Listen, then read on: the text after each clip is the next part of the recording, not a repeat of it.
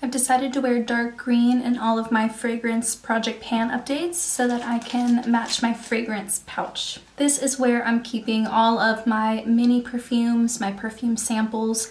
I had about 35 of them at the beginning of this year, and I'm slowly trying to work my way through all of them. Last month I pulled 9 samples and I was able to finish 8 of them. The 9th one is the one I'm currently wearing today, and I've been wearing it for a couple of days and it will be finished by tomorrow, so I figured I could start filming. After testing them out, I have my thoughts on all of them. Some of them were not good at all, some of them were just okay, and some of them were really, really good. So I will start with my least favorite and work my way up to my most favorite, and then I'll pick 9 more samples to work through for the next month. My bottom 3 are all tied for the worst. The first one is Commodity Whiskey. I have a couple of other commodity fragrances and I like them, but this one was just too strong. I remember one time I wore it before bed, and as I was laying down, I could smell it on my wrist, and it got to the point where I was starting to feel nauseated. So I had to go into the bathroom and like wash my hands and my wrists in order to just get it off or kind of dampen the smell a little. There are a lot of notes in here that I thought I would like.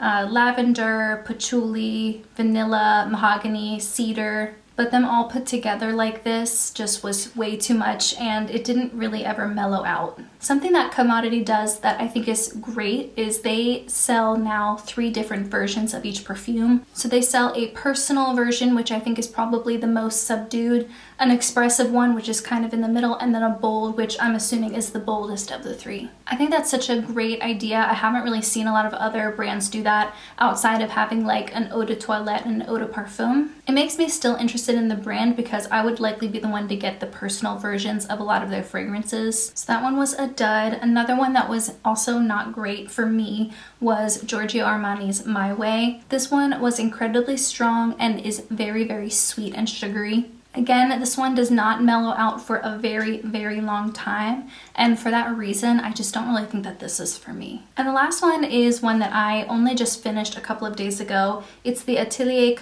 Mandarin Glacial. This has orange and lemon in it. This one smelled like cleaning product on me, specifically Lemon Pledge. The next 2 were okay, they were fine, but they're definitely not signature scents for me, and they're both from Tocca. I have Emelia and Isabel. I liked Emelia, especially because it has magnolia and clementine in it, a little bit of coconut.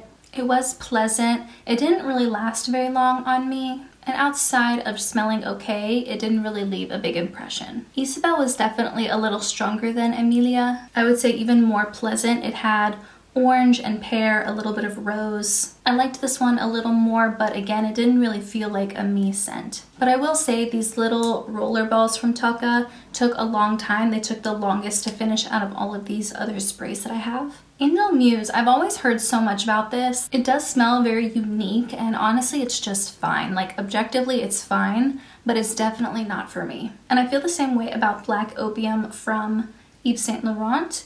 It's fine. It's too sweet for my preference though. I did like the little bit of coffee, but everything else just made it a little too sweet for me. And the color of this did end up changing. I have had it for a while, and some people in the comments of my first video said that sometimes the color changes, but that's not always an indicator that it's gone off. And I agree, this smelled fine to me. It didn't smell rancid or like it was expired. My top 2 were Viva La Juicy Soiree and Amazing Grace Ballet Rose. Viva La Juicy is sweet but not sickening like My Way from Giorgio Armani. It smells a little youthful, a little nostalgic. It lasted all day without being too overpowering, and I really enjoyed it. Again, I don't know if this is necessarily a signature scent, but this was definitely a favorite out of the ones that I tested out this last month. And my top favorite one, which isn't fully finished yet, I have probably a third of the tester left. This is the one I'm wearing today. I really, really like how this smells. It smells fresh and a little sophisticated, and there's something in it that almost makes it smells like a more upscale hair salon. Kind of smells like nice smelling hair products. I wouldn't say I have the most sophisticated sense of smell yet. I'm kind of working on it by testing all these out and looking at the notes. I think the reason why I liked this the most is because it has rose, peony, and white musk in it. So those are my thoughts on all the 9 perfumes. Now it's time to pull 9 more samples from my bag And just like last time, I'm gonna grab a couple at a time so that I'm not able to clearly tell what the shape of the product is. That might make me more likely or less likely to grab for it. Okay, 2 more Toccas. Okay, I grabbed 2 more of the Tocca scents. These ones are a little bit harder to go through, but I have Simone and Florence. I think I'm really gonna like Florence. It has gardenia in it, which is one of my mom's favorite scents. A lot of the candles and stuff in our house always had gardenia. That's really nice. And then Simone says it has watermelon, apple, and lemon. Yeah, definitely more fruity. It's nice, but it's not giving me the wow factor that Florence had. Gucci Guilty. It has pink pepper in it and mandarin orange. I think pink pepper is something that I don't love in scents based on some of the samples I've tried previously. And I have a little over half of this bottle.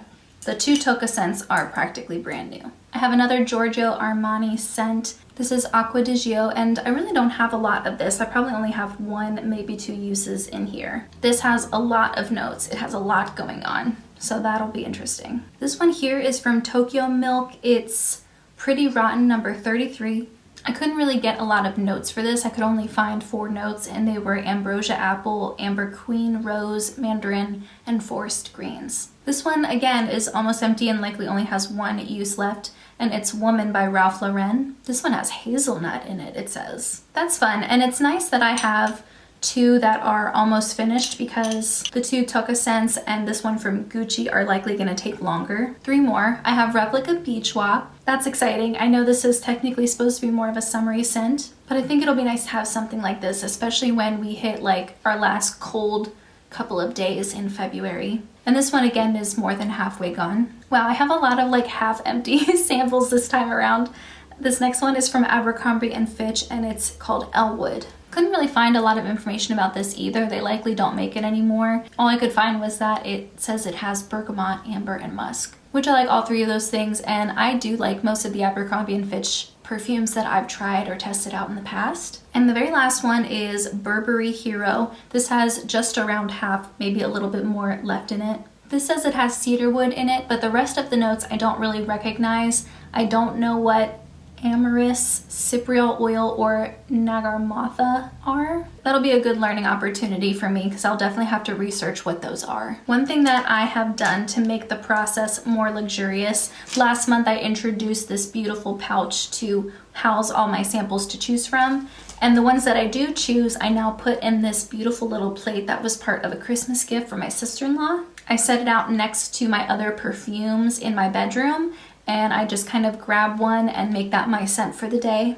This is what the plate looks like, and it's like the perfect size to hold all of these little samples. So those are the 9 I'm gonna play with. I can't stop smelling Florence. It smells so beautiful. Even if this doesn't end up being a perfume that I want, I might still consider getting this for my mom because I think she would love it. Actually, I'm gonna look that up because I don't wanna get too attached to it if they don't make it anymore.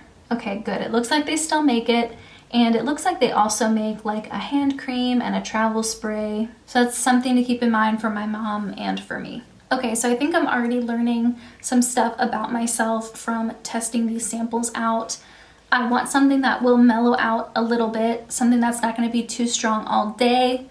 I don't seem to go for the extra sweet, sugary scents. I like some floral, some rose, some peony, some musk. And even though I love eating oranges and eating stuff with lemon, I don't necessarily love wearing that on me. So that's good. I'll test these out, come back with more thoughts in my next update, and hopefully I can learn even more about what I like in perfume, and maybe I'll find my signature scent in the process. So I hope you enjoyed. I hope this is fun for you to watch. I don't really know a lot about fragrances, and so if there's anything that you can teach me or share with me, I would be so appreciative. But in the meantime, that's everything I have. I hope you have a wonderful rest of your day, and I'll see you in my next video.